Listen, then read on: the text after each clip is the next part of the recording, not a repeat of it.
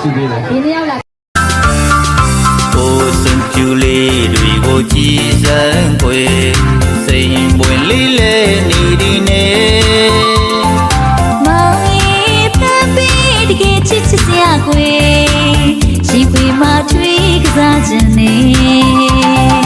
တကယ်လို့ချင်းဖမ်းပြီးမေမောင်ကျင်နာသူရဲ့ ဒီ